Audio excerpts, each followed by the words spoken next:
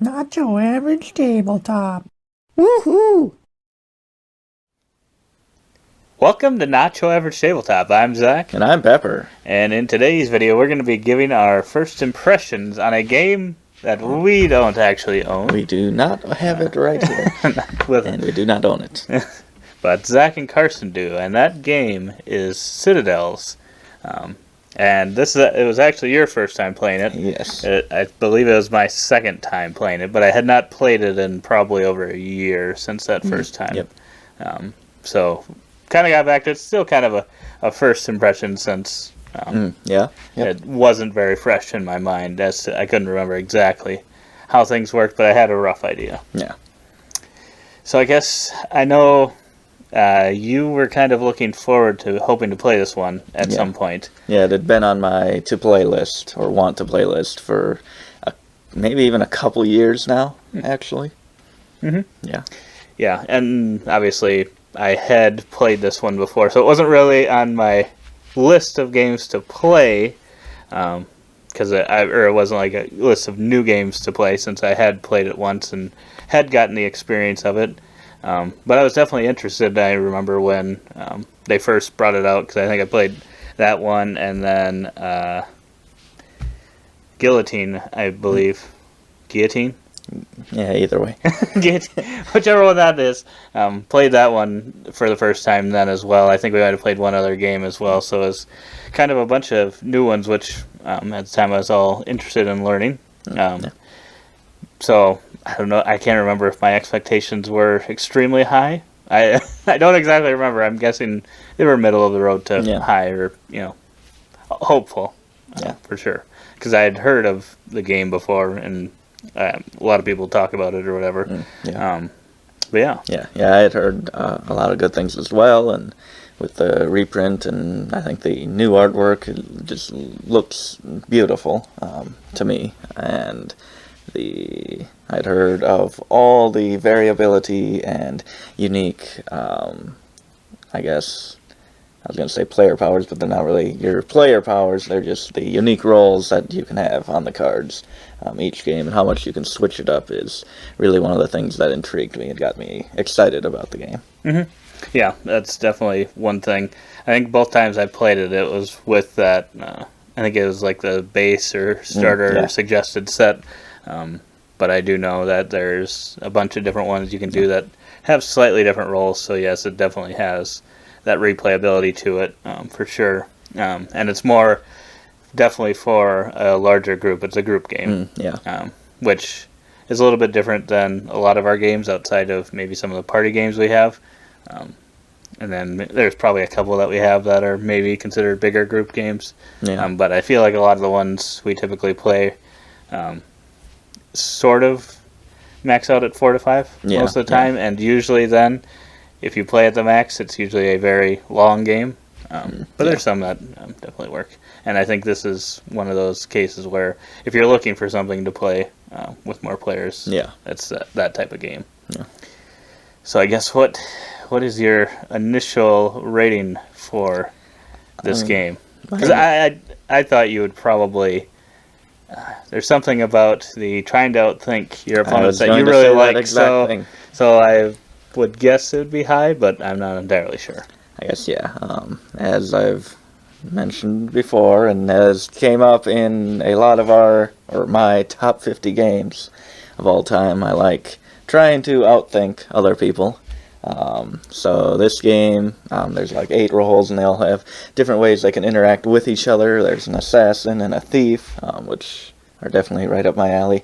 But yeah, it's just all about what should I take, what's best for me, what's best for someone else, what are they going to take?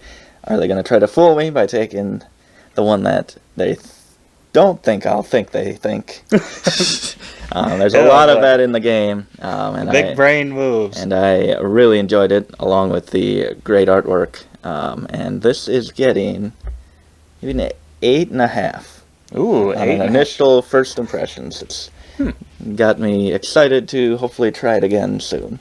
Interesting. Yeah. Did you actually end up ever using the I don't Assassin think or I Thief? ever actually used them because I kind of Because I was like, I don't remember him actually using those cards. But yeah I kind of tried to focus on building buildings decently quick, so I ended up going more that route than the take that route of those.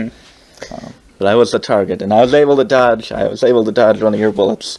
There was one time where you said you had like 3 guesses of what I was going to take, and you were going to try to take me down. And I did not pick either of those 3. Nope, you did not pick any of those 3.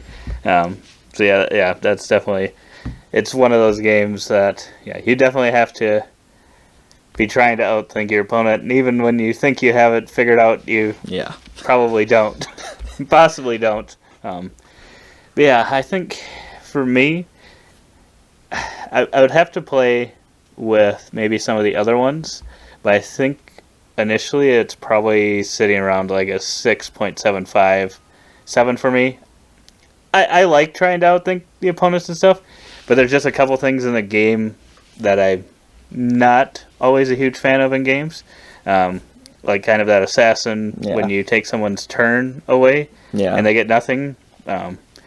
That kind of that can kind of suck. Definitely attacking the leader in this game. Yes, yeah. Because if going someone after gets the leader. too close to, I mean, you don't have to get the 7 buildings to win. You don't necessarily win, but you're going to have a good chance of it. So there's a lot of, and that's when someone gets close, people are going to try. Everyone's going to try to rally and take them down. Right, and that's also the way to kind of extend the game if players are trying to go after the person in the lead. So it could potentially extend the game for something that, if I feel like it's one, if you get behind, too far behind, it's really, really hard to come back. Just because of... I do like that it does it slightly differently than some of the games, like Unstable Unicorns and stuff, where you can just kind of attack anything no matter what that an opponent has. Whereas this one, you have to pay the coins to get rid of buildings, so it's at least costing the person something to destroy an opponent's thing.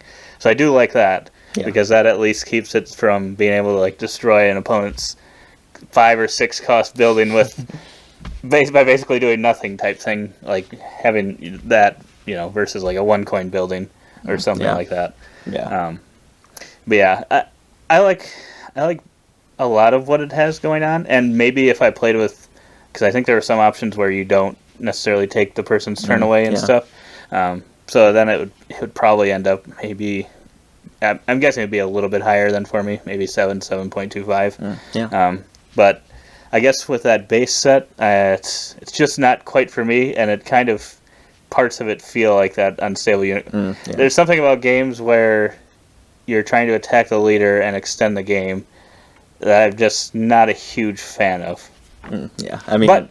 But it's, at the same time, the thing that saves it, because otherwise, if it was just one of those, it would probably be like a 3 or 2 for me. But the thing that saves it is that you also have to, like you said, I have to be able to guess what character you're going to play. But then when you miss, too, then you feel bad because you hurt someone else that probably isn't winning either. I mean, you have to take your shot for the leader, but it kind of feels bad if it's like, okay, well, I accidentally hit the person that's in last place already, and now they miss out on a turn or lose something, and you kind of feel bad then. So it's just not quite up my alley. If you do like those games, I think it's a great one, probably one of the better ones for sure of those types of games, and definitely with the replayability. Depending on what some of those options are, I think, I could see it going up for me a little bit. Yeah, we had kind of skimmed over some of the other options, and they looked pretty unique and different. There were some that were just kind of slightly different than the base that we had played, but they still looked to mix it up quite a bit. And I think it does, for me at least. I haven't played too many of those games that you're talking about that you don't really care for extending the game. I don't have that much experience there, but I feel this brings a good balance between that and some of the more, I guess, normal, if you want to call it that. I mean, maybe that's not the best word to use it, but normal to us games that we are used to. I think it finds a good balance there. Yeah, I would agree. I think, it just, it's not the perfect game for me, I think. But I do enjoy it, and I would play it. there's some of the games I would really not want to play, but I was definitely, when they had said it, since I hadn't played it in, over a year, I was like, yeah, definitely want to play it and try it again, because I couldn't remember exactly how I felt about it the first time, and I'm guessing it was probably around the same then too. But yeah, I think it's a solid game, and then some of your buildings give you special abilities, which I think the one Carson got seemed very powerful. Yes, but I don't know. I guess I haven't played it enough to know. Because then she was able to trade in cards for coins and be able to buy. Yep. It seemed like it was easier for her to buy coins. But yeah. Hoofed. Those were our first impressions on Citadels. Well, first and second. First and second. But yeah,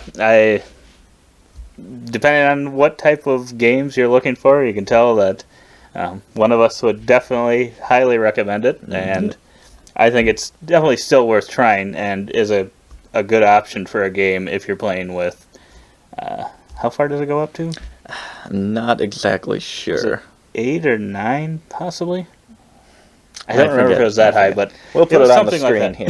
It was something like that, which, I mean, there's not many of them when you get to those that work that well, unless it's like a total party game. I think that one would work at and at least it doesn't eliminate you like a game like Werewolf or something where if you get killed, you're kind of just out of the game. So even if you're assassinated, it's only for the round, which still isn't fun, but it's definitely not as bad as some of the games where you might just be eliminated and be waiting for 30 minutes to an hour. So that is a good pro as well. So I'll actually give it a 7. Ooh, a 7. I will move it up slightly. It's just weird how much better that sounds than a 6.75. I know. Depends what mood I'm in. If I'm in a Euro mood, then it's going to be a 6.75. But no. If you liked this video, if you thought it was helpful, leave us a thumbs up. If you're feeling really generous, you can choose to subscribe. But otherwise, we will see you next time. And as always, do not forget to keep on nibbling on that content.